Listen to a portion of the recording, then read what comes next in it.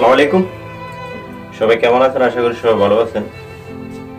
তো আজকে আমি একটা কথা বলবো। কথাটা সেটা হয়তো অনেকের কাছে শুনলে হয়তো ভালো লাগবে না, কারণ অনেকের কাছে হয়তো ভালো লাগতে পারে, অনেকের কাছে হয়তো ভালো লাগবে না। অনেকে হয়তো আমাকে বকা দিতে পারেন, অনেকে হয়তো বকা দেওয়ার মতন হয়তো মনে করবেন যে আমার কথাগুলা, আসলে কথাগুলা যে বকা দেওয়ার মতন যদি হয় তাহলে হয়তো বকা দিতে পারেন। আর যদি ভালো লাগে তাহলে তো ভালো লাগলো। কারণ একটা কথা কি, এটা করা হয় তাকে এগুলা করা হয়।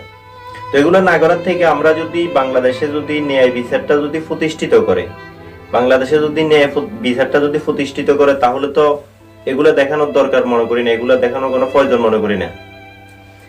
যে কোনো জায়গাতে দেখবেন সহানুভূতি, যখন সাগর রুনিকে যখন খুন করছে তখনও সেটা, যখন তনুর তখনও সেটা, যখন গাড়ি রোড অ্যাক্সিডেন্টে যখন শিক্ষার্থীরা যখন রাস্তায় নামে, যখন শিক্ষার্থী মারা যায় তখনও সেই সহানুভূতি, যখন বাসে চাপায় কারো হাত চলে যায় তখনও সহানুভূতি, যখন পুলিশ যখন বিনা অন্যায় যখন কাউকে যখন গুলি করে, যখন চোখে যখন গুলি করে সেটাও সহানুভূতি। সবকিছুতে সহানুভূতি। ইলিয়াস আলী যখন গুম তখন সহানুভূতি। যে কোনো জায়গাতেই এই সহানুভূতি ছাড়া আর বাংলাদেশের মানুষ ন্যায় বিচার থেকে আর অন্তত বাংলাদেশে আর নির্যাতনের শিকার আরেকজন হবে না। কারণ আমাকে আপনি সহানুভূতি দেখেন, আমার ফ্যামিলিকে আপনি সহানুভূতি দেখেন। বঙ্গভবন ডিএকে এনে বলছে শুধু বঙ্গভবন তলক, তাদের রাস্তা হচ্ছে বঙ্গভবন তলক।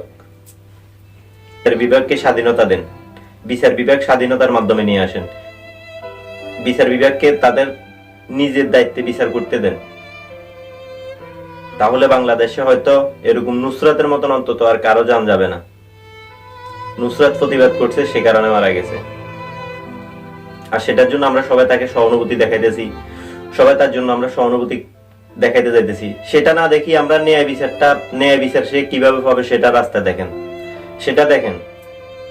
চাইলে একটা লোক 24 ঘন্টার ভিতরে বাংলাদেশে তাকে বিচার করা যায়, যে কোনো রাষ্ট্রে 24 ঘন্টার ভিতরে তাকে বিচার করা যায়, কিন্তু সেটা আমরা করি না। সেটা না করি তাকে আমরা সহানুভূতি দেখাই, সব আমরা যাই তাকে সান্ত্বনা দিই। এসবগুলো কোনো লাভ হবে না, এসবগুলো করেও কোনো লাভ হবে না। কারণ কেন হবে না? কারণ তার জন্য দরকার ন্যায় বিচারের, সে ন্যায় বিচার থেকে বঞ্চিত হইতেছে, আরেকজনে করবে সেটা। তারপরে সেরকম আমরা সহানুভূতি দেখাবো, তাকে আমরা নিয়ে আসবো, তাকে তার সাথে কথা বলবো, তার সাথে দেখা করব, সেটা হয় না। শুধু এগুলা না করে আপনারা ন্যায় বিচার প্রতিষ্ঠার জন্য আপনারা যুদ্ধ করেন, সেটা ভালো হবে, সেটাই সবচেয়ে বেটার হবে। কারণ এরকম অন্তত আর কোনো নুসরাতের জান যাবে না। কারণ যদি এরকম নুসরাতকে আরো বাঁচাতে হয়, আরো নুসরাতকে যদি আপনারা যদি বাঁচাতে হয়, তাহলে আপনারা ন্যায় বিচার প্রতিষ্ঠার জন্য আপনারা চেষ্টা করেন, আপনারা সহানুভূতির থেকে আপনারা ন্যায় বিচারটা অন্তত প্রতিষ্ঠিত হওয়ার জন্য চেষ্টা করেন। কারণ এরকম অন্যায় অত্যাচার হতে থাকবে আর বঙ্গভবন নিয়ে এসে তাদেরকে সান্ত্বনা দিবে, এরকম হবে না, এরকম হবে না। কারণ কেন হবে না? কারণ আপনি একদিকে আপনি সান্ত্বনা দিবেন, অন্যদিকে আরেকজন নুসরাত কিন্তু নির্যাতিত হইতেছে। সেটা কি? সেটা কি? কয়জনকে বাঁচাবেন?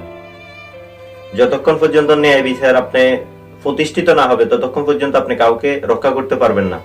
কারণ কেন না, আপনি এরকম বঙ্গভবনে নিয়ে আসবেন, তাদেরকে সহানুভূতি দেখাবেন, তাদেরকে সান্ত্বনা দিবেন, আরেকদিকে আরেক নুসরাতকে এরকম নির্যাতন করবে, এরকম আরেক তনুকে এরকম দর্শন করা হবে, কোনো লাভ হবে না।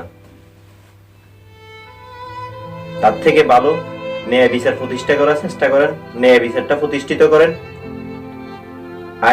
আইনের জায়গা রাখার জন্য চেষ্টা করেন, সেটাই ভালো হবে। কারণ আমরা কেউ যাব, আমরা কোন দলের প্রতিনিধিত্ব করে আমরা যাব, তাদেরকে সহানুভূতি দেখাবো, আমরা তাদেরকে আমাদের বাসায় ডাকবো, তাদেরকে সহানুভূতি দেখাবো, সেটা হবে না। কারণ এগুলো করাতে আরো যারা খুন করে তাদের আরো উৎসাহ আসে। উৎসাহ কেন আসে?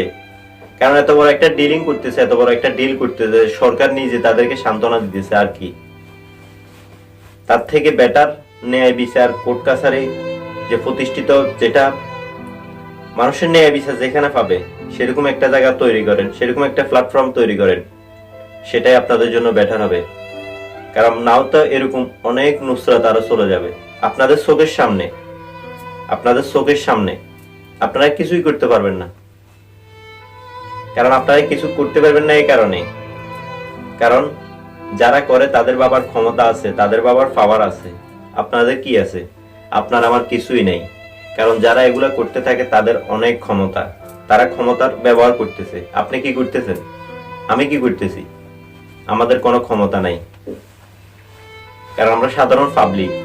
আমরা সাধারণ পাবলিক একটা কথা বলতেও চিন্তা ভাবনা করে বলতে হয় যে আমরা এই কথাটা বলার পরে কালকে সকালবেলায় কি আমরা কি ঘুমের থেকে উঠি কি বাইরে যাইতে পারবো কিনা, যে আজকে বাইরে গেছি, বাইরের থেকে আবার কি অফিস বাসা আসতে পারবো কিনা সেটা কোনো গ্যারান্টি নেই। কেন নাই? কারণ আমরা সাধারণ পাবলিক।